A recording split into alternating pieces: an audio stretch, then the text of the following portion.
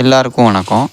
பகவத்கீதை அத்தியாயம் 16 அர்ஜுனனை நோக்கி கிருஷ்ணர் கூறுகிறார். எந்த குணம் இருப்பவர்களிடத்தில் மன அமைதி, நிம்மதி, செல்வம் இருக்கும் என்று அர்ஜுனனை நோக்கி கூறுகிறார். அபயம், அச்சமில்லாமல் இருப்பவர்கள். ஸ்தவஸ்தநிதிகி, மன தூய்மை உடையவர்கள். ஞான, அறிவு உடையவர்கள். யோக, ஆன்மீக எண்ணம் உடையவர்கள். வயஸ்வஸ்திதிகி, மன உறுதி உடையவர்கள். தானம், அதாவது அறம், தர்மத்தை செய்பவர்கள்.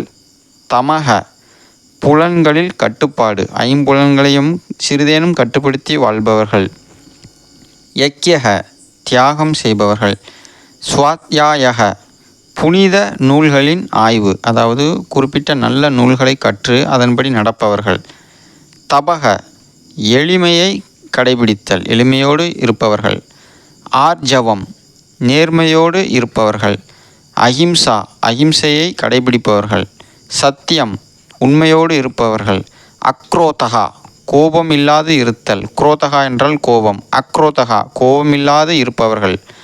தியாயகா, துறவு வாழ்க்கை, எவ்வளவு செல்வம் வந்தாலும் ஒரு துறவியைப் போல அமைதியோடு இருப்பவர்கள். சாந்திகி, மன அமைதியோடு இருப்பவர்கள்.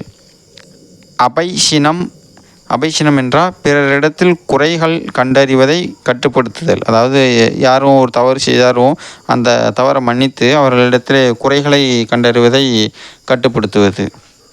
தயா பூதேவ், எல்லா உயிர்களிடத்தும் இரக்கம். அலோலுப்தவம், பேராசை இன்மை. மார்த்தவம், மேன்மை.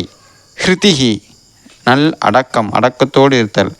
அசபலம், சஞ்சலம் இன்மை. தேஜகா, வீரம், தேஜஸ், வீரத்தோடு இருக்கணும், மன உறுதி, தைரியத்தோடு இருக்கணும். ஷமா, மன்னிக்கிறது, மன்னிக்கக்கூடிய எண்ணம் வேண்டும். திருத்திகி, மன உறுதி. சௌசம், சுத்தமாக, தம் இருப்பிடத்தையும் செயல்களையும் சுத்தமாக இருக்க வேண்டும், அதுதான் சௌசம். அக்ரோதகா, எவரிடத்தும் பகையற்று இருத்தல். அதிமானதா, வீண் தற்பெருமை இல்லாதவர்.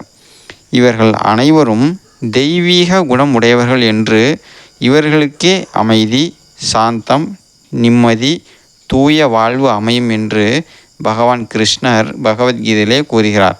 எனவே மேற்கண்ட அனைத்தையும் பின்பற்றி வளமோடு வாழ்வோம். மிக்க நன்றி.